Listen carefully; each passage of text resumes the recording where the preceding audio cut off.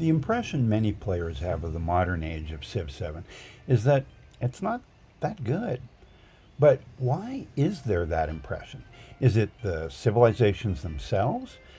That's what I hope to answer with this tier list-apalooza of the modern age. When I started playing Civ 7, I played every game from antiquity to modern, without exception. I was still learning the game and wanted to understand the entire experience. Over time, I was increasingly aware that a lot of players weren't going all the way to modern when they played. In fact, some were more than content to stick to antiquity, probably because the developers have spent more time on that age and it feels more polished, maybe. Another factor is that, well, various content providers for the game tend to start from the beginning to test things out. And because of the Civ disconnect from age to age, it's easy to see antiquity as a complete, if short, game, I think. But this has been changing. The recent update and DLC have changed the focus to the age of exploration and made it more enjoyable. Meanwhile, better players continue to snowball throughout the ages and make short work of the modern age once they get to it, sometimes finishing in fewer than 40 turns, and much fewer sometimes. So, modern is merely a denouement, an afterthought for a lot of players. Or maybe it's the weird time period cutoff. What constitutes modern in this game? Is it the French Revolution or La Belle Époque? Is it the Gold Rush, the Gilded Age, or the industrial boom of World War II? Sure, there's some fuzziness in all the ages, but I got to admit feeling a little more puzzled by what modern means in the game. After all, Oxford is one of the wonders, and its earliest origins stretch back about 1,000 years. Don't get me wrong. Yeah, keep Oxford in, yes. But modern? Really? Or maybe it's the legacy paths. Although people have complained about the legacy paths in all of the age, so I don't really buy that. Or the victory conditions, maybe? I don't know. After all of this, it's not unusual for players to ask, is it the Civs? And I'll jump in here and ruin the surprise. No, it's not the Civs. At least, not in my opinion. I think the thing that developers wanted to kill off, people not finishing games because the ending was a foregone conclusion, what I alluded to a minute ago, is still very much a thing. It's just that instead of stopping at a random point in the game when they are clearly way ahead, they stop at the end of exploration, which makes for a good cutoff. Why do I think it's not the Civs to blame? Well, that's why I've asked you here. Before I start going through the tier list, I'm sorry I opted not to wait for the Ottomans. They're coming probably in a week or two. I don't know, actually. When they're released, I'll give them their spots on these lists, but I just didn't want to wait anymore. And yes, there are lists, excuse the lisp, plural. If you haven't seen my previous 3 tier lists of paloozas, links are in the description down below. They're all about making lists for each type of victory, among other things, rather than one overall list. Although I'll probably hint at my overall favorites by the end. And where I start off, though, is by looking at how others have ranked the Civs. Or I start by piggybacking on the hard work of others. It's all in how you phrase it, I think. So here you can see all the Civs listed and the various ratings of them over the months. Now, this one came out very early on in this column here, and it's in numbers from 1 to 10, 10 Civs on release. And then the second column, again, pretty early on from one reviewer. And then the third column a little later, and the most recent one is at the very end here. So you can see how the ratings have gone up and down over time. For example, America, The first reviewer thought it was the second best Civ out of the 10 that were on offer at the time.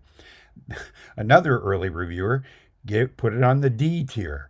So there wasn't a lot of consensus on America.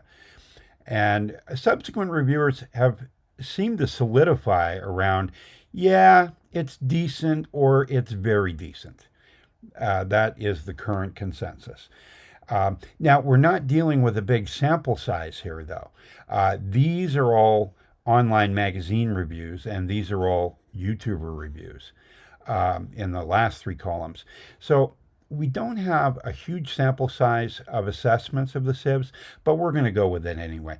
You can see Buganda. There's some consensus, like 10th out of 10, a D, a C, and a B here, showing that there's some hope. France, 5th out of 10, but S, B, A. Generally pretty good, ranging from B to S. So not too bad. Great Britain, now the dashes indicate where the person reviewing did not have the opportunity to access that particular Civ. You'll see a lot of dashes down here for JAR, for example. And as I mentioned earlier, the Ottomans are not on anybody's list, including mine, because they're not out yet, but we know they're coming. So Great Britain, a D, and then a B, an A, and a B. So they seem to be okay, according to this consensus, the emerging consensus, if not great. Meiji Japan, well, a lot of consensus here. First out of 10, S, S, S, S. Let me see what can I read in these tea leaves. Well, this is the most consensus Civ of the bunch. So there's a lot of agreement there. Now, Mexico in 4th out of 10, then A, B, C. So not everybody is as enthusiastic. I should mention this last reviewer actually uses different categories than you find on your normal tier list, and I'll just tell you quickly what they are. They correspond with S, A, B, C, and D, but they're always strong under any circumstance. That's the S tier. Strong with specific synergy is the A tier. Generally good is the B tier, and that corresponds with a B pretty much, generally good. Good with specific synergy is the C tier. So actually, good with specific synergy, or what I'm calling C here, is a little better than your average C tier, and generally poor is D tier. And actually, they give only one D, and that's to Russia. Oh, and look, it goes with the other Ds, and an 8th out of 10, and an S. Okay, one of these things is not like the others, obviously. Russia generally poorly received overall. There does seem to be mostly a consensus about that, and somewhat of a consensus about Siam, although there is an A here standing out, but C's and D and a D. I'm just trying to look at some other. Mexico is a little over the map, A, B, C. Mughal India, I don't know. Earlier reviews seem to go with C's, but later reviews have said either S tier or A tier. So I don't know what to make of that yet. I'll try and give my opinion on some of these by the end. I'm trying to just present what I have. Nepal, generally poor. Now this one again, remember, is good with specific synergies. But otherwise not so good.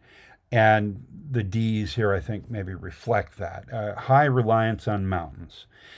But, I made this argument recently that by the time you get to the modern era, if you start from the beginning and you're mountain focused with, say, Pachacuti, by the time you get to modern, you still have the mountains. I think these D's, or if you start the game in modern with Nepal, you're taking your chances, right? But if you don't start the game with Nepal and you're working up on a mountain game, you have the mountains. they're going to be decent. So, anyway, not giving you a rating there yet. I'm just saying these D's might be premature, depending on how you play the game, when you play Nepal. I'll put it that way. Prussia, ranging from S to C, a 7th out of 10 here. So, not, maybe that's another C. I don't know. Between a B and a C. Qajar, not many people have weighed in yet. An A so far. Qajar I think, is harder to assess in some ways, but I'll speak to that more a little later. Well, actually, I'll say this now: if you start with another Civ and work your way up to Qajar in the modern, it's an interesting way to play because you're stronger when you have fewer cities and settlements. And so they're definitely a tall build Civ. But interestingly, if you start with them in the modern, you really start with a huge advantage because you'll have maybe 5 or 6 settlements, maybe 7, I don't know. And your limit is what, 14 or 16? So you have this huge gap that you can make use of. Now, I've tried it and I didn't notice a huge difference, but maybe I was playing it wrong. I tried starting in the modern with Qajar, and you'd think that would give you a huge, huge advantage. But like I say, I didn't see it, but you could try it out yourself. So again, it really depends on whether you start in the modern for a couple of these Civs or you start from antiquity and work your way up to them. I'm trying to see if there's any others I wanted to mention here. Qing China is getting marks a little all over the map. There's actually very little consistency here. This would indicate, an S tier or A tier, probably an A tier, A, C, B, S. A little of everything, a whole grab bag. No D's, I guess. That's about all that's missing. So there you have it. Make of this what you will. I think it's kind of instructive. It gives us some ideas before we go into the mini tier lists, as I call them. I think we'll do the next one, and we'll do the economic list and see who the best Civ for an economic victory might be. So I've got the economic leaders all lined up here, the ones who are stated as economic leaders in their main attributes. So we have the U.S., Great Britain, Mughal India, and Qing China. Now, the question is, in terms of economics, which one of them can not just make the most money, but actually do what needs to be done to get the economic victory, in this case, in the modern age. And that victory is all about getting resources, factory resources. So the question is, who puts it all together and brings it home? Now, the economic side of things is a combination of production, because you have to get the railroads and get the factories, get those out, and they're not cheap if you decide to buy them. So either way, you're going to need either a lot of production or a lot of cash or both. And which of these civilizations has the best chance of doing that? Now, with the tier List-apalooza, I don't actually go through and look at all the various traditions and whatnot of the civilizations. The Civs are laid out much more effectively by the people whose coattails I'm riding on. I will leave links to the various reviewers down below if you want more detailed discussions of each Civ. I'm simply going to give you the broad strokes here. Now, Qing China has some interesting, I just have them listed here alphabetically, by the way. Qing China has some interesting synergies with production and its economy. It doesn't really blow me away in terms of economics. It's a pretty good defensive Civ, which doesn't really have anything to do with economics. I think it does a decent job, but I don't think it does a great job. So I wouldn't put it near the top. Mughal India, of course, I guess I'm going in reverse alphabetical here. Mughal India makes a ton of money. But interestingly, it makes a lot of money by saving a lot of money. It saves money on everything it buys. And that's the real secret. It's thrifty. I don't think anybody has really commented on that before. That's what really turns the tide for these guys. And I think the thriftiness is what makes for their success overall. And, being able to buy wonders doesn't hurt. And that includes the cultural World's Fair wonder at the very end. They can buy their way to a win. You got to like that. It's a meme-worthy moment when you can do that. Great Britain has a lot of production, and they managed to do a lot in terms of their towns, which, by the way, when I came into this, it's always helpful when you learn something as you're doing something like this. I came in expecting to put Britain, down near the bottom, honestly. It's been disappointing when I played it, but I think I've been playing it wrong. Not only that, but things have changed since the game came out, and I think Britain is actually better now. Because in a couple of instances, if you go through its civics, you realize, oh, it gains more advantage by relying really heavily on its towns. It's a town-focused civ, and that didn't really click when I first played it, or when I second played it. But as I was going through stuff, getting ready for this, I realized, oh, the towns are the secret. And I think that is the way to play Britain. Focus on the towns, put the towns where the resources are, like I think America is very good at doing.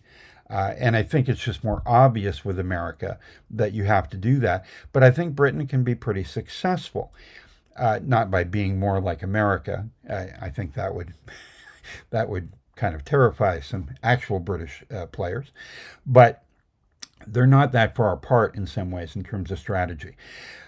America, though, is much more focused on actually having the hard physical resources. It gets more production, it gets more gold by just being, by having the resources in hand, settling near them, all of that. Again, not a bad strategy for Britain, the settling near them. I think the town focused strategy works for them. It could work for America too, but really they just need the resources themselves. It doesn't matter what you put near them. And they have a prospector unit that they can use to go fetch those resources. When you put that together, the prospector unit at first seemed to me like, well, it's nice, but it's not that useful. But when resources are your bread and butter, being able to send a prospector out to get any resource you want is pretty handy. So I think in some regards, the U.S. has been undervalued in this regard. So for economics, where would I put these civs? As you can tell, I'm not all that impressed with Qing. I mean, they're not bad. I'm not going to, I think it's hard to grade people really poorly, in their specialty. So I would give them a B. Think of this as grad studies. You're not going to give anybody C's and D's.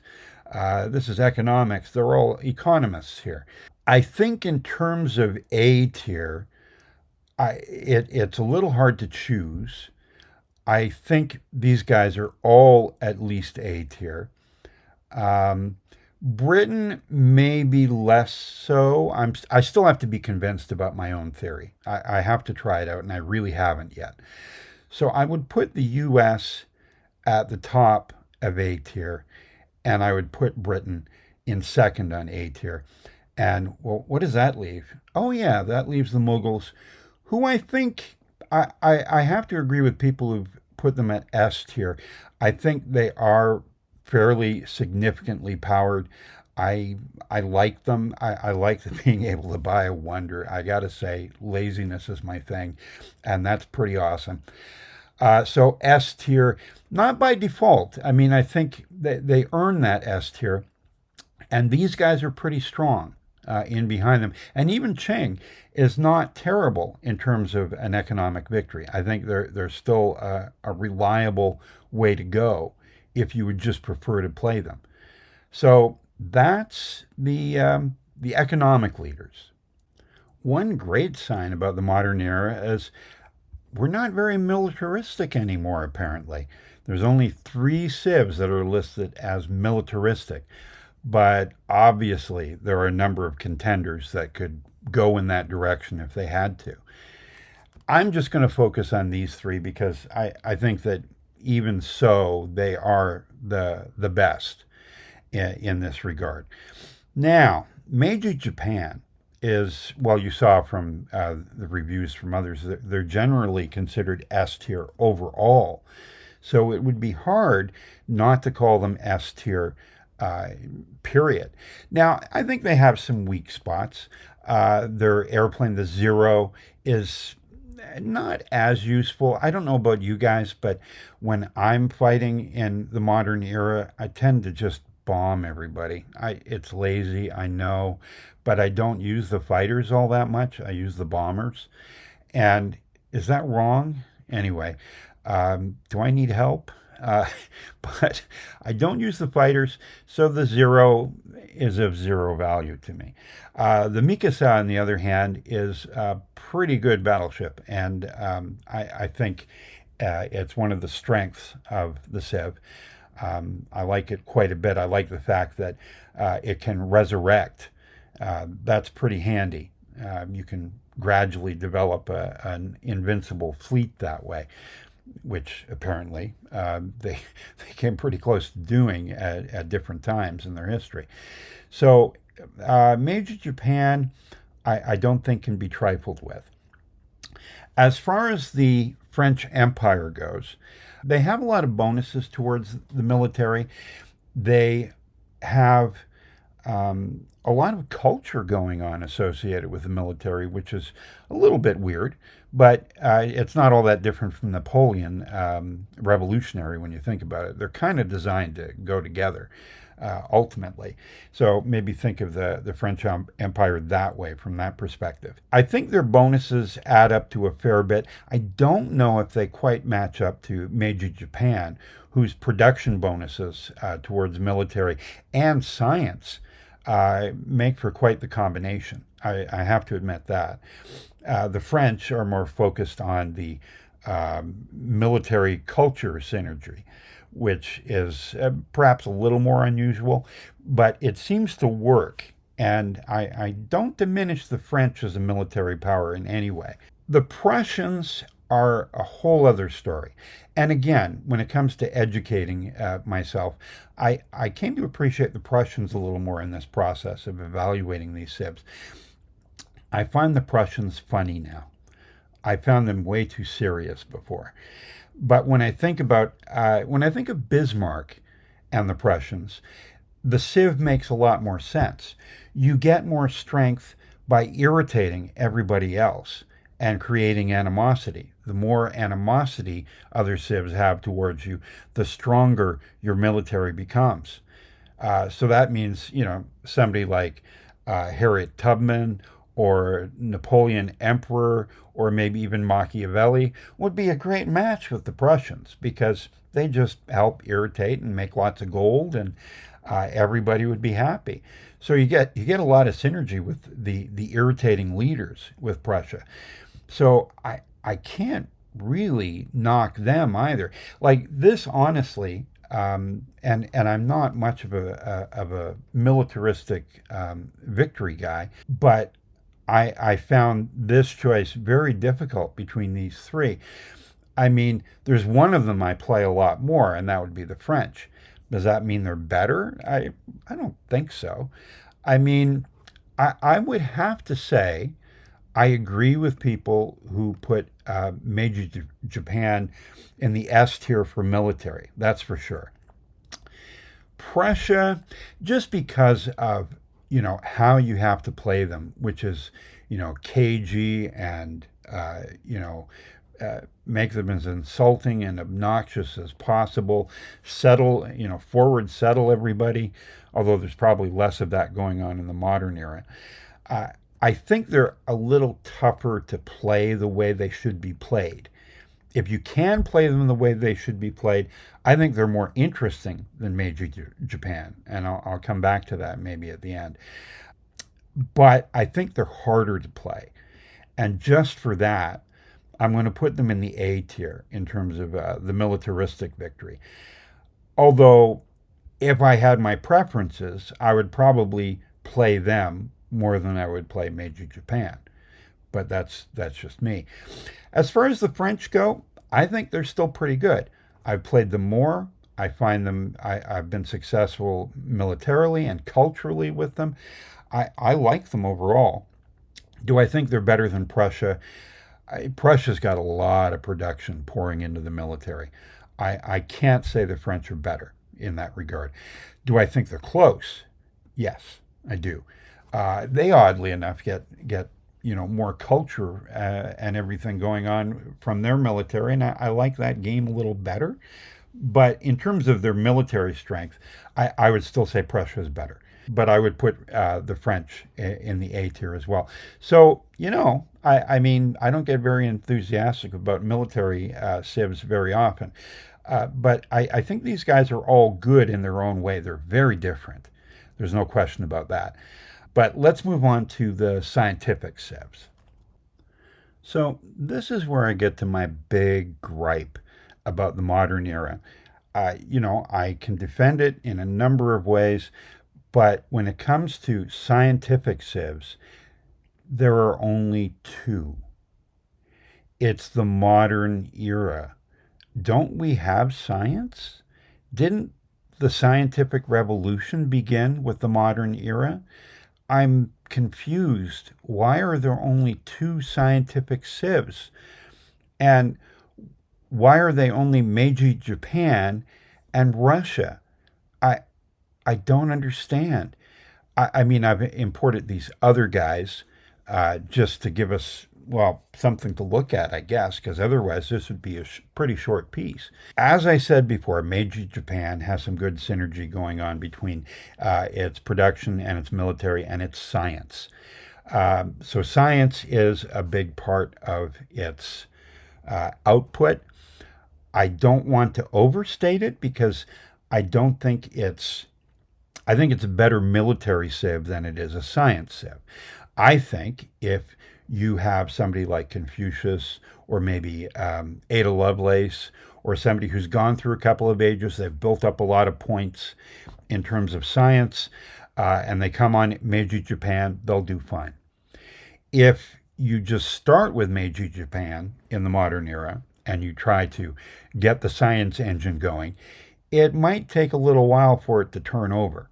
Um, I'm not that excited about them as a science civ, but they're decent. They're good. I don't want to understate their ability. I mean, they're not S tier in terms of science. I'll give that part away.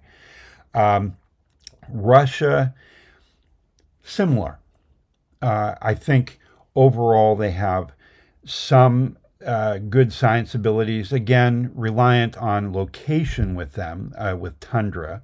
That comes up with a few civs, location. Nepal, for example. But in the case of Russia, yes, a lot of stuff hinges on the tundra tiles, and that determines to some extent how much science they actually get. They do get a slight science penalty. Uh, and that kind of hurts them in my mind. So, if I were, when I assess them, I'm taking that into account. Prussia, of course, gets some science from its pretty decent production bonuses, but it's not mind blowing science. It's okay. Qajar gets some as well. Mexico gets a little. Mexico gets a little of everything. It's kind of the grab bag civilization because it produces some culture at first, and then as you go on, you can opt into science, you can opt into influence, you can opt into almost anything. So it has some science. Great Britain, again, a little bit, a sprinkling. It doesn't blow me away either. I mean, these guys are all kind of B tier science. I would probably put them in about that that order, with Prussia with the most, Mexico maybe. This is iffy. They're not designated as scientific civs, and it shows.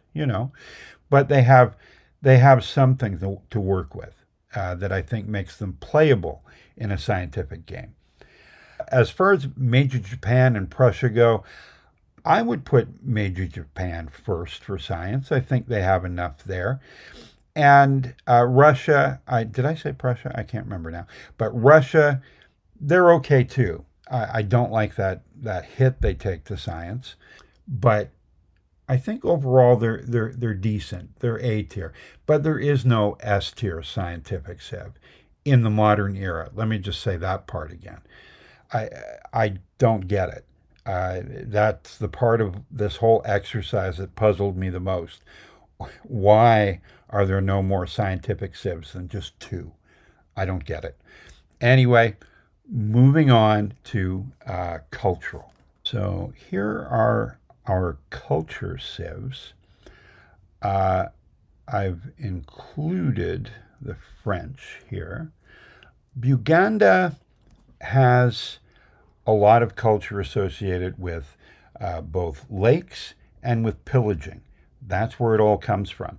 Now, again, geographically dependent, but like I said, if you start out with lakes and you've continued on through the game and you end up with Uganda, the lakes are still going to be there. So they would get the cultural bonuses associated with lakes, plus their pillaging bonuses. So they can get culture a couple of different ways, which is pretty cool. The French, they have, of course, they can get it through their military. They have the Jacobin special unit that appears late in the age. They have a certain amount of culture. Oh, and the salon. I like the salon. I like me a good salon. What can I say? They get their culture in a few ways too. Probably not as much as the Ugandans. I don't think. But there you go. Who else do we have here? We have Mexico. Now Mexico, like I said earlier, is kind of a grab bag. They get a little bit of everything. I think the culture emphasis is a little stronger with them than with the other things they get, because when the revolution happens, the first option you have, the only option you have, is the cultural option. So you're using that one more often throughout the age. And I think ultimately it's really their strength. They don't have the most awesome military, I got to say. Their special unit is infantry, and I think culture is their bread and butter, honestly, even though they get these other things. Nepal gets its culture from two sources. It gets it from mountains and from relationships with other civilizations. So again, I'm kind of emphasizing the multiple sources here because I think that's kind of important. I think maybe the best civ is the one that gets it from the most places the most often. So there's that. So they have two sources. Siam gets their culture from a few things. They get it from trade. They get it from diplomatic actions. They get it from the more city states they have under their wing or under their trunk or their ears. I don't know.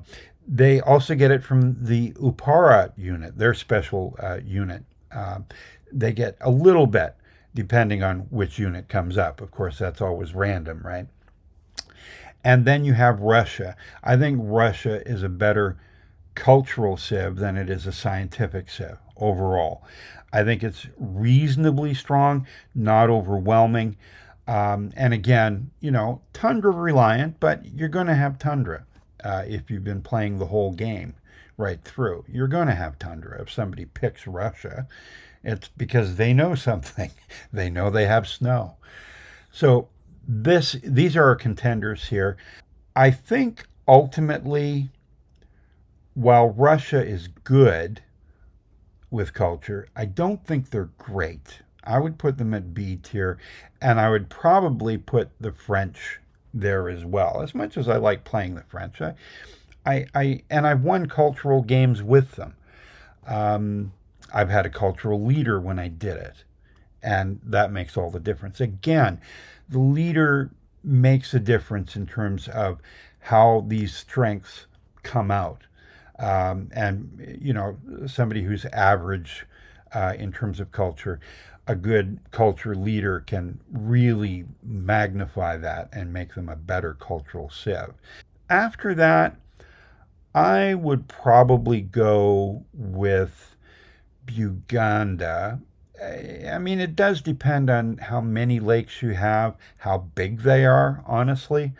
Uh, there are some geographical factors still in play late in the game. And then I would probably put. mm, no, you know what? I think I would put Nepal after Buganda. Nepal does get, like Buganda, does get their culture from a couple of sources. I think Bugandas are a little more reliable. They have a better cultural dealer, if you like. And then we have, I think before them, I would put Mexico. I like Mexico personally, and I've played several cultural games with them, but with a cultural leader.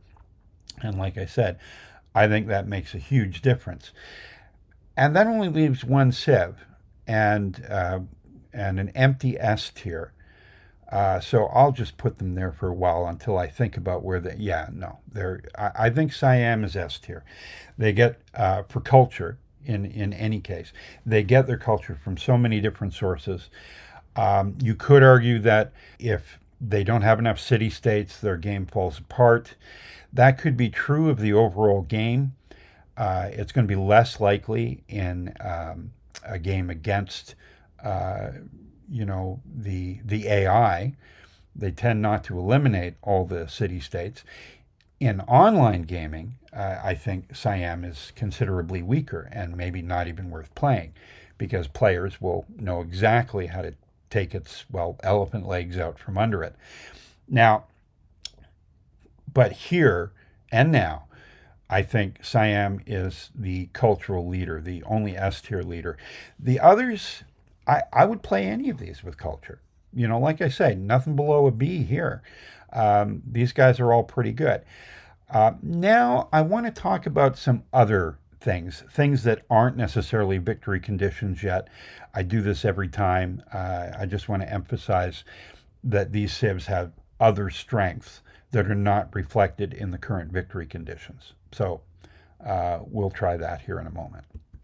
So I wanted to talk to you for a second about a bunch of things. I'm going to lump them all together just so we can go through them fairly quickly here. I don't want to take up much of your time with this, but given that Firaxis has announced they are considering other legacy paths, I think we have to look at things like diplomacy and expansionism and maybe other things as well, but those two in particular. Now, I think the real leaders in terms of diplomacy, the French are listed as a diplomatic civ. I do not get that. I don't know why they're not listed as a cultural civ. It makes no sense. They are not a diplomatic civ. I refuse to consider them. Very French of me, but I don't get it. It doesn't make sense. Some of the designations throughout the game I don't think make sense, but this is one of the least sensical. I think Russia and Mexico. Mexico gets some influence from the revolution, and Prussia has it's Prussia is diplomatic in the sense that its goal is to tick everybody off. It doesn't actually generate influence or anything like that. Even Mexico does that. Prussia does not. But I can see why they call it a diplomatic civ. It makes perfect sense because so much of their game can be based on, well, a total lack of diplomacy in the pejorative sense. They're undiplomatic. And I think that can work for them. But I wouldn't put them near the top. Let's see, where's Mexico? I guess we'll just play this out. I would put them like this, I think. No, I think I would put them up here and maybe put Prussia ahead. Yeah, even though it doesn't generate influence, I do like it. And the French, if they go anywhere, they'd get C tier. Hell, I'd give them D tier in this case because I don't see it. They have other strengths. I'm not demeaning the French here. Diplomacy just doesn't seem to be part of their entire kit. I don't get it. After that, I think some of the most diplomatic civs, and I'm doing this really quickly, I know, and it's maybe doing these guys a disservice, but Nepal has is very relationship dependent, and I think that makes them an important diplomatic civ. Who else do we have here? Qajar. Qajar, I debated which order to put these guys in, and I actually had them in the other order before I put this guy up here. And now I'm thinking, no, I think I like Qajar to stay there. That's where they belong. And that leaves the French, and that leaves, oh yeah, Siam. I forgot to put Siam in the mix. And guess where I'm putting Siam? Now, again, so I think Siam is S tier in terms of diplomacy. It gets it's so reliant on diplomacy on the one hand, but it's so powerful if it gets everything going the way it should. Now, at the same time, so it's kind of like Pachacuti and his mountains and the Inca. Great civ and leader if they have the mountains, not so great if they don't. Siam probably would be much less important without the city-states. As would Tecumseh, right? Where Siam goes, so goes Tecumseh. And I think ultimately, if you're playing online, yeah, you're screwed. You just don't take Siam. If you're playing against the AI, at least at the time of this recording, you're going to do okay. In fact, you can do pretty well. I've had some great games with Siam. They're like the first civ I really discovered that other people hadn't been talking up. And I found out what they could do pretty early on. And I guess I've been hooked on them ever since. So I've been kind of surprised by the lackluster reviews they've had overall. I think if you play an influence-heavy game, they're the best you can get. They might be the best civ in the game overall for that. So I don't know. Put Tecumseh and Siam together, and yeah, forget about it. Just phone it in. You've got the game won. Now, I also wanted to look at the leading expansionist civs, and let me just pull them out here. I think Buganda is an S tier expansionist civ. And the Mughals, because of all that cash, they're pretty awesome. They can buy whatever they want. They can build the cities as big as they want. And you know who that reminds me of? That reminds me of Qajar. And I think, ooh, look at those nice greens together. Anyway, an aesthetic moment. Qajar is pretty strong in that regard. And I think because of the resources and the production and the one extra settlement limit. I haven't really talked about that, by the way, the settlement limit, but I think America is up there as well. And the Qing, who I haven't really mentioned, I think they're a pretty decent expansionist civ. And I'm sorry I haven't talked about them more. I have played them. I think overall, I think they're okay, but they're not great in any one thing. They're solid, but not terrific. And so they don't make the top of a lot of lists for me, in any case. And I would also, for expansionist, I would put Great Britain. And this is the point where I say Great Britain as a B tier expansionist empire for the modern era.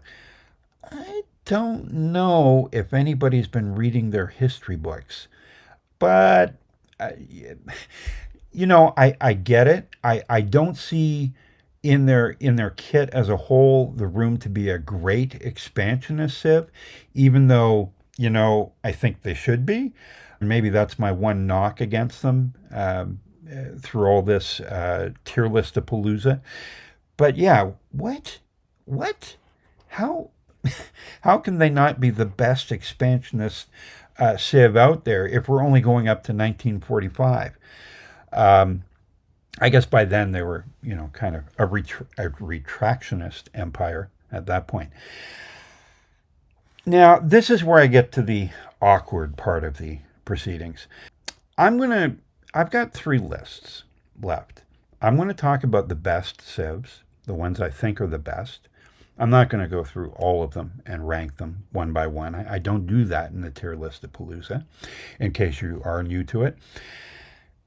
And I want to talk about the ones I've actually played the most. I've kind of mentioned a few of them. And that maybe informs who I think are the best. And I want to talk about the most interesting and the ones that I think a lot of creativity have gone into. And the ones that I think convince me that people aren't playing the modern era because of the civs. The civs, there's a lot of variety here. There's some pretty interesting stuff. First of all, let's just talk about my most played, because I think that will help make sense of the horror you're about to see in terms of my best civs. As you can guess, I play a lot with Siam. I play a lot with Mexico, and I play a lot with France.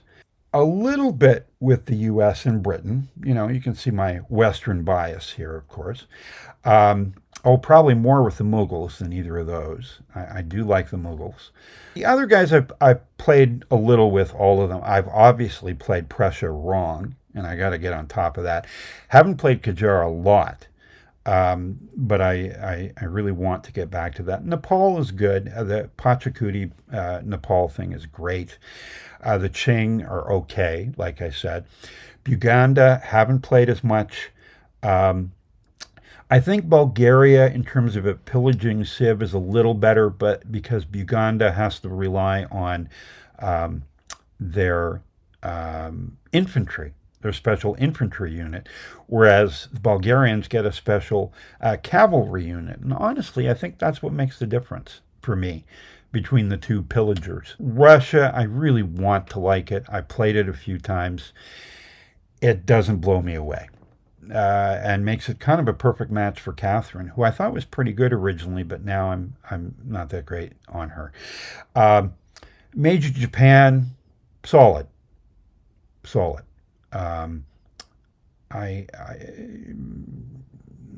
don't enjoy playing it, if that counts for anything. It's okay. I mean, you're not going to lose if you play it right. You're gonna get more victories than you're going to get losses.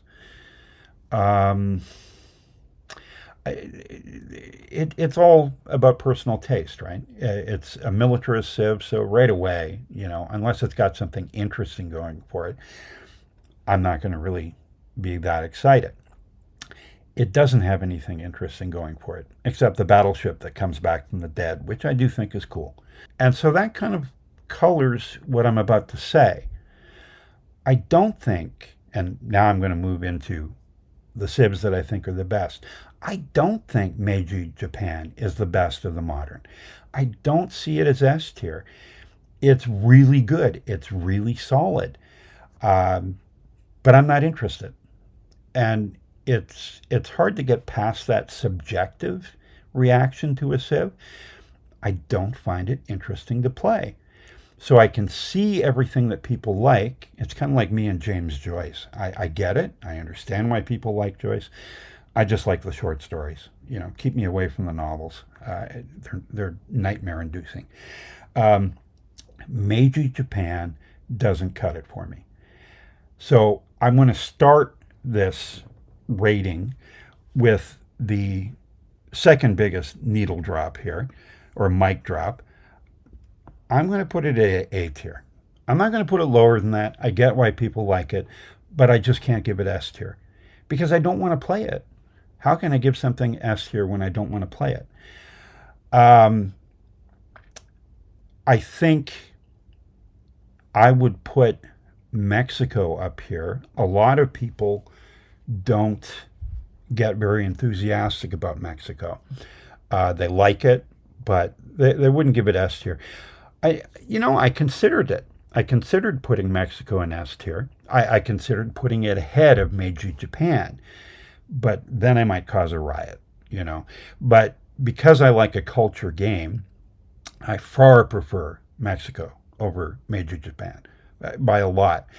But I'm trying to be objective, and I understand why people like this. Everything kind of locks together really well. Mexico is kind of all over the place. I like the all over the place. So maybe that's why I like Moria in the antiquity. It's kind of all over the place. But this guy is all over the place in a more interesting way. In terms of the Mughals, I went back and forth. I would put them after Mexico, even though I like them a lot, and I think one person puts them at the top or near the top, and I get that, but I still would put Mexico ahead of them because I think there's just more variety here, more interesting things to do. And so, yeah, they don't make the cut. In terms of who else I would put in A or S tier, that's all I'm really dealing with.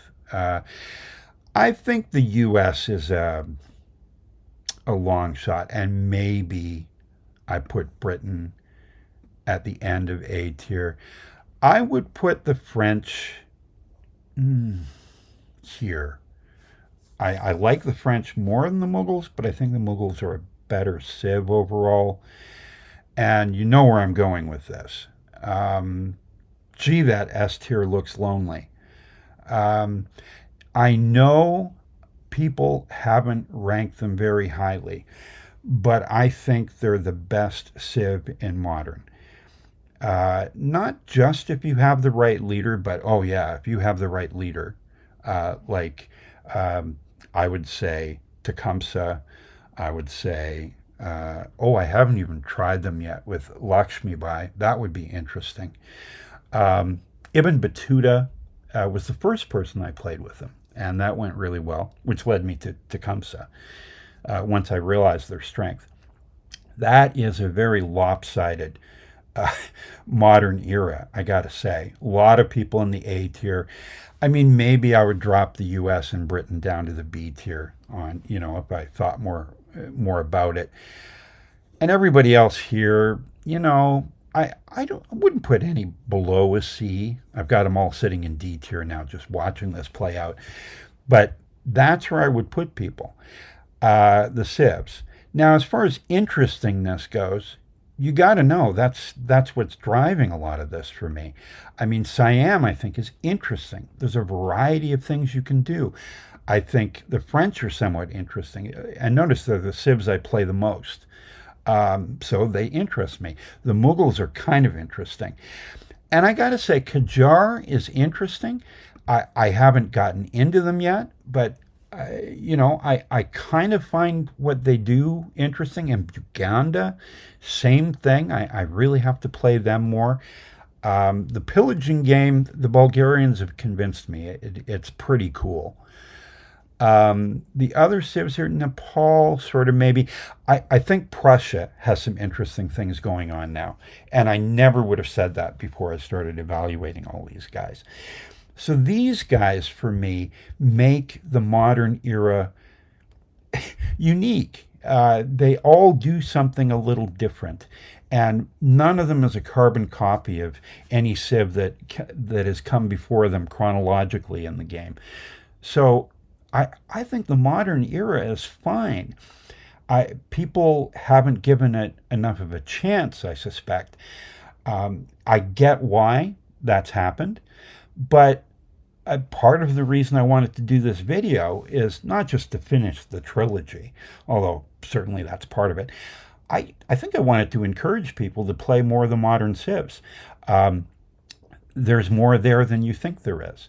And there's interesting stuff to do. And for those of you who like combat and all of that, I mean, Major Japan is pretty cool. The U.S. has got a good combo going on. Britain, like, all of them really have something. Um, I don't find Major Japan particularly interesting. They don't make my most interesting S tier. I notice I put everybody up there, but I don't want to say one is more interesting than the other. That's really subjective at that point. But anyway, this has been my tier list of Palooza for the modern era. I hope you've gotten something out of this. If you have, please drop a like or a subscribe down below. This has been Civilized Raccoon, and I'll see you next time.